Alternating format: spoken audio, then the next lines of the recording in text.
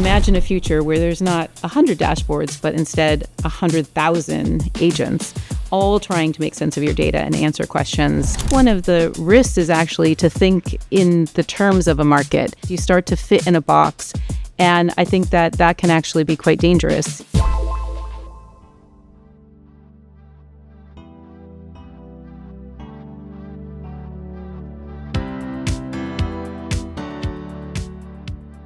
Everybody is starting to sound like everybody else. Everybody is talking about AI. Everybody is talking about the importance of AI-ready data. And so it's really hard to understand what the right mix of vendors is going to be in the future. Some vendors would have you believe that if you just move everything to their technology stack, that they're going to do everything for you.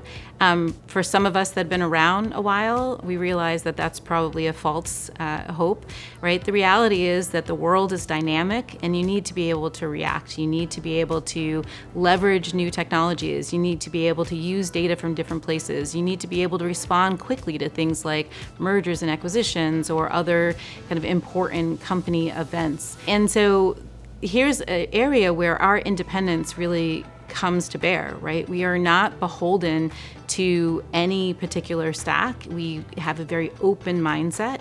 Our only mission in life is to actually help you make the best use of all of your other technology and to bring it to where it's needed in a way that allows you to manage costs and risks for your entire data estate.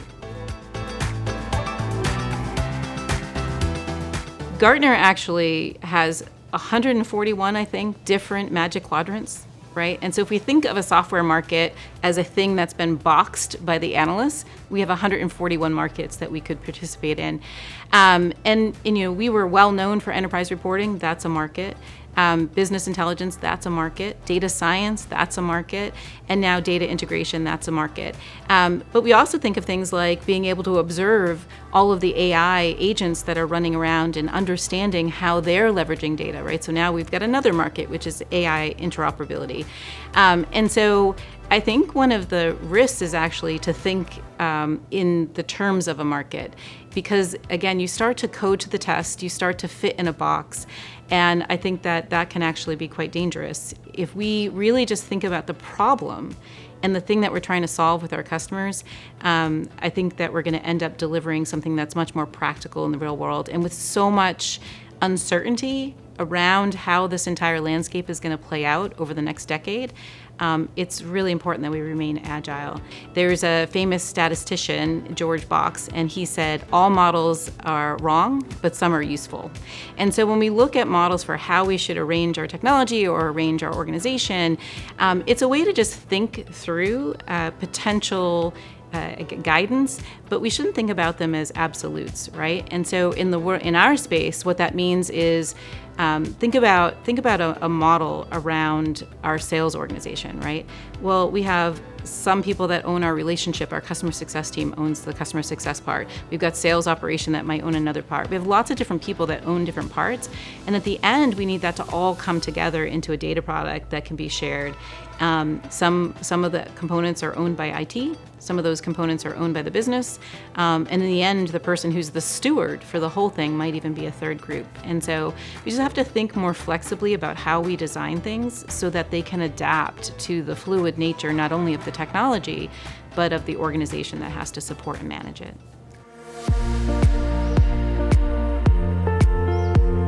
Anything that we're moving toward, especially in enterprise IT, right? The only thing that's going to be true is that there'll be yet another project, there'll be yet another great technology, there'll be yet another great opportunity, business opportunity that we want to jump on, and leaving ourselves open to the ability to change quickly and adapt without having to rebuild everything from scratch each time.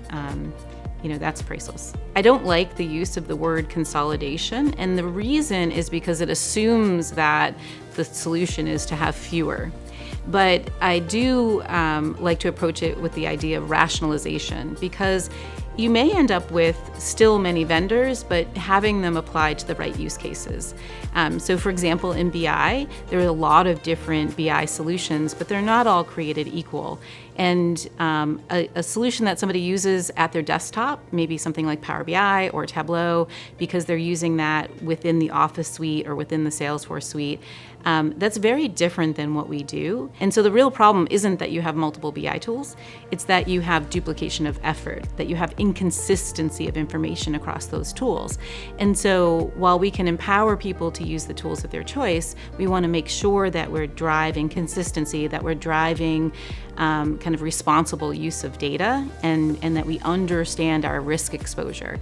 And so we can do that through something like Mosaic, where we can make sure that that data is consistent regardless of the endpoint, because that endpoint, again, today may just be 1 or 2 or 3 or 4 BI tools, but in the future it's going to be BI tools, it's going to be AI agents, it's going to be applications that you give to your customers, and we need to make sure that those are coordinated. Mosaic is really exciting. We're all very excited about Mosaic, but there's kind of a little secret here, which is that at the end of the day, what Mosaic really is the foundation of our existing platform, Strategy 1. What we realized is all of the work that we've done over the last couple of decades to help large organizations deploy BI at scale, we could take those same technologies and bring them to bear even if you were not trying to deploy one of our endpoints. And so we've taken all of that internal goodness of Strategy 1 and packaged that as Mosaic, which means that as we innovate in that space and we get even better at the things that we're already good at today, our existing customers will continue to benefit from that, and new customers will be able to really stretch and challenge us to do even more innovative things. At some level, you have to make trade-offs when you're making decisions about what to put into any technology that you build. You can't lose sight of your North Star, right? What is it that you're trying to deliver for your customers? And what we're trying to make sure we deliver is a way to allow our customers to manage their data estate in a way that's resilient to change, that mitigates the risk of exposure to all of these different AI agents and allows them to really deliver consistent results for end users, that could be customers or employees, regardless of which mode they consume information, right? That might be a report or a dashboard, it's gonna be a bot, who knows what the future will bring.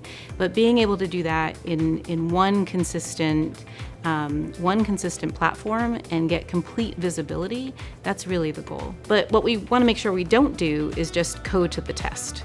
Because we end up creating something that is non-differentiated and frankly doesn't necessarily help our customers innovate. So what's really important for us is hand-in-hand projects where we go and work with the customer on a real-world problem and we help them solve that problem using our technology. And if it's existing technology, kind of stretching the bounds of what's possible today. And if we're talking about something in the future, really just doing kind of a whiteboard exercise and thinking through the right way to solve that problem.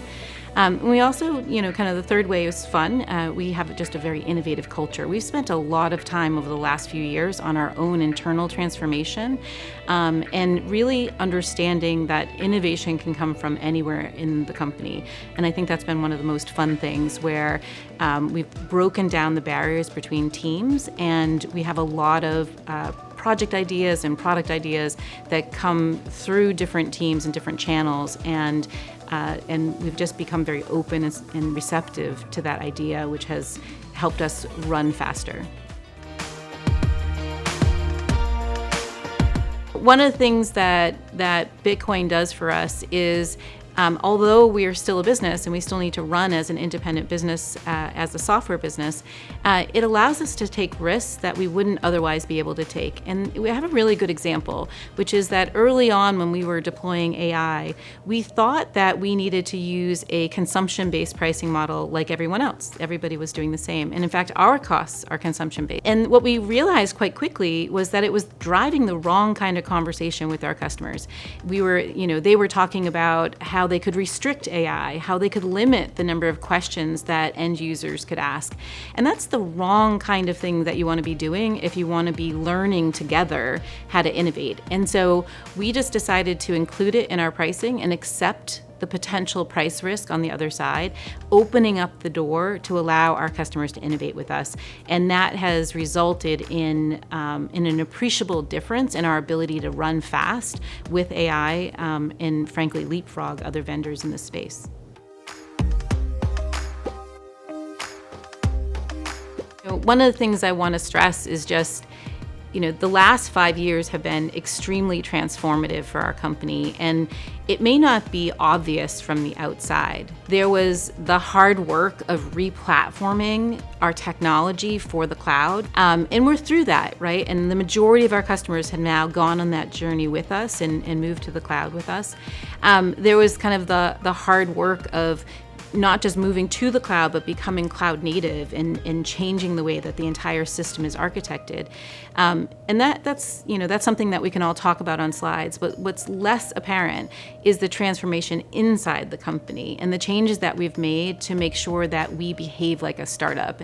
And everybody says that, but we've really stripped away tons of the bureaucracy internally. We've stripped away a lot of the politics and the leveling, and that's really important. I mentioned earlier about innovation, the idea that an idea can come from anywhere. I can just walk into anybody's office, anybody can walk into my office and just bounce ideas around, and it's just really fun. And that is not something you can, that's not something that's accidental. It's something that takes a very thoughtful approach, and I think the leadership team here has just done a phenomenal job investing in the organization, not just in the technology.